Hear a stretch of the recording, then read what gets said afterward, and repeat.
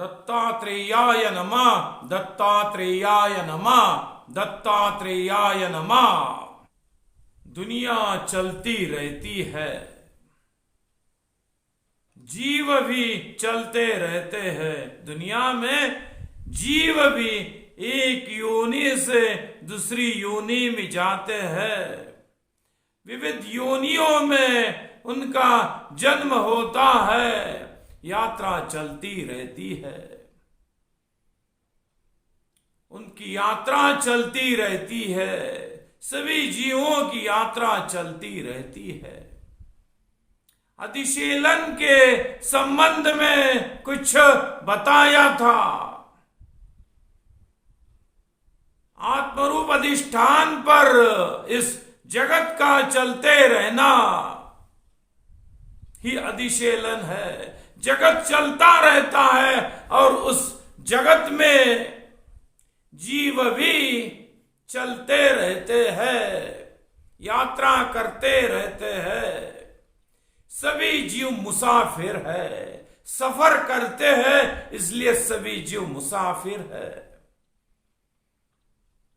किसी विशेष जन्म में भी सफर होती है एवं एक योनि से दूसरी योनि में जाना भी एक सफर ही है। इसलिए जीव, विविध जीव, सभी जीव मुसाफिरी करते रहते हैं। सैलानी है सभी जीव, सैलानी है, सैलानी यानी मुसाफिर है। इस दुनिया में सैलानियों का एक सैलाब है, सैलानियों का सैलाब। उन सैलानियों में मनुष्य भी है और अन्य जीव भी आ जाते हैं। सभी की सैर चल रही है, सभी की सफर चल रही है। कभी कभी सफर करने वालों को पता भी नहीं होता कि किस उद्देश्य से सफर चल रही है, सफर करने का मकसद कौन सा है, यह भी उनकी समझ में नहीं आता।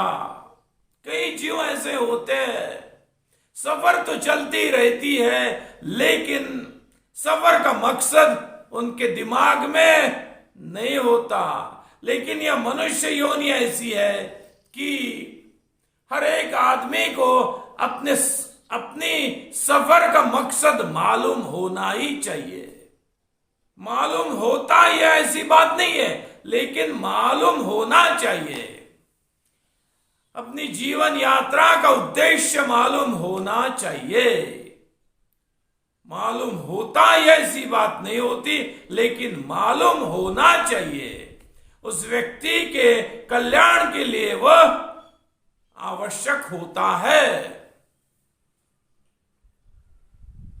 दुनिया का अधिशीलन चल रहा है। अधिशीलन का मतलब ही है जगत का चलते रहना, जगत का प्रवाहित होते रहना। आत्मरूप अधिष्ठान पर इस बारे में बहुत कुछ बताया है, पहले ही यह विषय हुआ है मराठी में। अब यह विषय है कि सभी जीव सैलानी है और यह दुनिया एक सैलानियों का सैलाब है, सैलानियों का सैलाब। विविध जीव रूप सैलानी इकट्ठे आए हैं, इस दुनिया में फैले हुए हैं। एक बहुत बड़ा सैलाब बन गया है, सैलानियों का सैलाब। जब कभी सैलाब होता है उस समय कुछ समस्याएं भी निर्माण हो जाती है। इस दुनिया में ऐसी कुछ समस्याएं निर्माण हो गई है। जब जल आप्लाव होता है, यानी बाढ़ आती है, बहुत बड़ी बाढ़ आती है, नदी को या और कहीं बाढ़ आ जाती है, तब नुकसान भी हो सकता है, बहुत बार होता भी है। उसी तरह से जब इतना बहुत बड़ा सैलाब है सैलानियों का, तब उन सैलानियों की इच्छाओं की वजह से इच्छाओं का सैलाब भी आ जाता है, और इच्छाओं का सैलाब हानि पहुंचा सकता है। इस दुनिया में विविध इच्छाओं का सैलाब इस दुनिया को हानि पहुंचा रहा है। जो विभिन्न इच्छाएं होती है, उन इच्छाओं का सैलाब इस दुनिया को हानि भी पहुंचा रहा है, बहुत बड़ी मात्रा में ठेस पहुंचा रहा है। क्यों ऐसा होता है? इच्छा तो हर एक जीव में हो सकती है। जिन जिन जीवों को मन होता है, उन जीवों में इच्छा तो हो सकती है। फिर इच्छाओं का सैलाब इस दुनिया को हानि कैसे पहुंचा सकता है? यह चिंतन का विषय है। कैसे पहुंचा सकता है इच्छाओं का सैलाब? सैलाब का मतलब होता है बाढ़, सैलाब का मतलब होता है फ्लड। इच्छाओं का सैलाब इस दुनिया को हानि कैसे पहुंचा सकता है? इस संबंध में एक उदाहरण आपके सामने रखता हूं। दो दैत्य थे, सुंद एवं उपसुंद, उनके नाम थे। वे दैत्य दुनिया को पीड़क थे। वे दोनों भाई दुनिया के लिए पीड़क बने हुए थे। दुनिया को बहुत मात्रा में पीड़ा दे रहे थे। एक बात उनमें ऐसी थी कि उन दोनों भाइयों में आपस में बहुत ही स्नेह था, बहुत ही स्नेह था। एक दूसरे के संबंध में उनमें बहुत ही स्नेह भावना थी। उनमें कभी भी झगड़ा नहीं होता था। वे लोगों को तो पीड़ते थे, दुनिया के लिए हानिकारक हो चुके थे, लेकिन उनमें आपस में बहुत ही स्नेह था। उनमें आपस में कभी झगड़ा नहीं होता था। सुंद और उपसुंद, निकुंभ नामक दैत्य के वे दोनों पुत्र थे। वे सुंद उपसुंद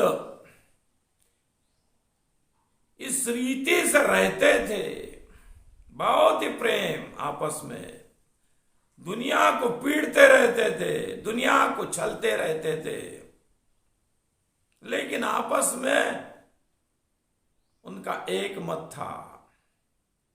शायद दोनों की रुचि दुनिया को पीड़ा देने में थी, इसलिए भी उनमें आपस में स्नेह होना संभव है।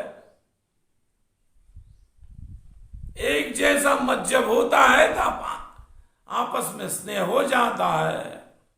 एक जैसे विचार जब होते हैं तब उस विचार रखने वाले लोगों में परस्पर स्नेह हो जाता है, अन्योन्य स्नेह भाव बन जाता है। इस तरह से उन दोनों भाइयों में परस्पर स्नेह था। लेकिन एक दिन उनके पास एक अप्सरा आ गई। एक अप्सरा आ गई। दोनों के मन में इच्छा जाग उठी। दोनों की भी इच्छा हुई कि उस अप्सरा से शादी करने की। दोनों के मन में ऐसी इच्छा हुई। अप्सरा तो एक ही थी, उससे शादी करने की इच्छा दोनों की हो गई। बस स्नेह खत्म हो गया, झगड़ा शुरू हो गया, झगड़ा शुरू हो गया। दोनों उससे शादी करना चाहते थे, झगड़ा शुरू हो गया। झगड़ा इतना हो गया, झगड़ा इतना इतना विस्तीर्ण हो गया, बढ़ गया कि दोनों ने एक दूसरे को मार डाला। दोनों ने एक एक क्षण एक दूसरे पर भीषण हमला किया। दोनों मर गए। सुंदोपसुंदी ऐसा उस घटना को कहा जाता है। बहुत समय तक लोग आपस में मिलजुल कर रहते हैं, लेकिन कोई विषय सामने आ जाए तो फिर एक दूसरे की हत्या भी कर देते हैं। इच्छा के कारण ऐसा होता है। एक ही अधिकार की जगह है, मान लीजिए उस कुर्सी पर बैठने की इच्छा 10-12 लोगों को है या 20-25 लोगों को है। कुर्सी एक ही है। उस समय आपस में झगड़ा तो होता ही है, लड़ाई होती है। इच्छा यदि एक ही हो, एक ही विषय के संबंध में, तो लड़ाई शुरू हो जाती है। एक ही वस्तु की उपलब्धि के संबंध में यदि इच्छा हो तो आपस में लड़ाई शुरू ही हो जाती है। इच्छा, इस दुनिया में तो इच्छाओं की बाढ़ आ गई है। दुनिया में इच्छाओं का सैलाब है, सैलाब, बहुत ही बड़ा सैलाब है। इस बहुत बड़े सैलाब पर नियंत्रण की जरूरी है। इस दुनिया में बहुत सारे संप्रदाय है, बहुत से धर्म विशेषों के अंतर्गत हजारों मत है, बहुत सारे संप्रदाय है, सैकड़ों संप्रदाय है, हजारों जातियां हैं, हजारों की मात्रा में संस्थाएं हैं जो जागतिक लेवल पर कार्य करती है। हिंदू, मुस्लिम, ईसाई आदि सभी धर्म विशेषों के अंतर्गत आने वाली इतनी संस्थाएं हैं कि उनकी संख्या हजारों के भी आगे है, 1000 से भी आगे है। हिंदू, मुस्लिम, ईसाई आदि सभी धर्म विशेषों के अंतर्गत आने वाली संस्थाओं की संख्या बहुत ज्यादा है, लेकिन विशिष्ट मत का फैलाव करने वाली हर कोई संस्था यदि चाहती है कि बाकी सब विचार फेल हो जाए, केवल हमारे विचार ही सच है और वे विचार पूरी दुनिया में फैलना ही चाहिए, बाकी कुछ नहीं होना चाहिए, तो फिर बहुत ही समस्या खड़ी हो जाती है, बहुत ही भीषण समस्याएं खड़ी हो जाती है। हजारों संस्थाओं की, हजारों संगठनों की इच्छाएं यदि एक दूसरे के विरोध में हो तो फिर संघर्ष तो होता ही है, झगड़ा तो होने ही वाला है। केवल झगड़ा नहीं, झगड़ों का अपलाव आ जाता है, झगड़ों का भी सैलाब आ जाता है। इच्छाओं के सैलाब से संघर्षों का भी सैलाब पैदा हो जाता है। इच्छा, व्यक्ति विशेष में इच्छाएं होती है, संस्था विशेषों में इच्छाएं होती है, धर्म विशेष को आगे ले जाने वाले लोगों में भी इच्छाएं होती है, विविध देशों में भी इच्छाएं होती है। इच्छाएं होती है और उनका सैलाब भी बन जाता है। इच्छाओं का सैलाब इस दुनिया के लिए हानि पहुंचाने वाला साबित हुआ है। इसलिए इच्छाओं के सैलाब पर नियंत्रण रखना बहुत ही जरूरी है।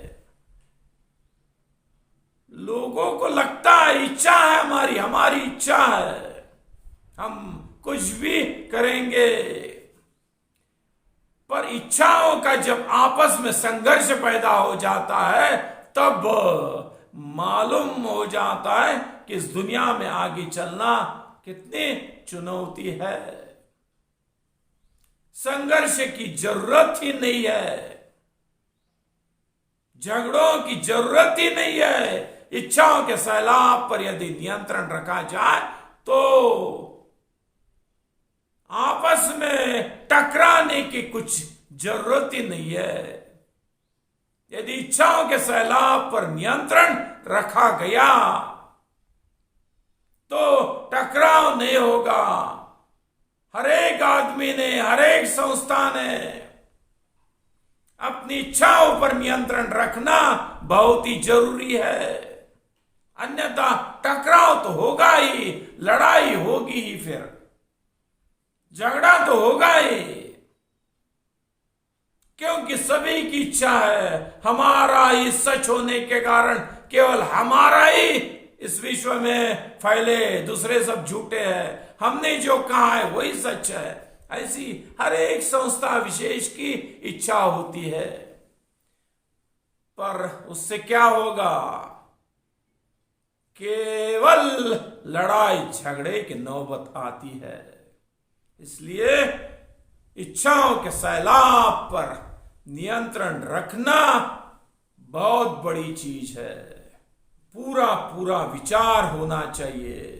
दुनिया की आबादी कितनी है, इतना विचार होना चाहिए। दुनिया की आबादी कितनी है, अपने संस्था विशेष को मानने वालों की संख्या कितनी है, हजारों संस्था है, उनको मानने वालों की संख्या कितनी है।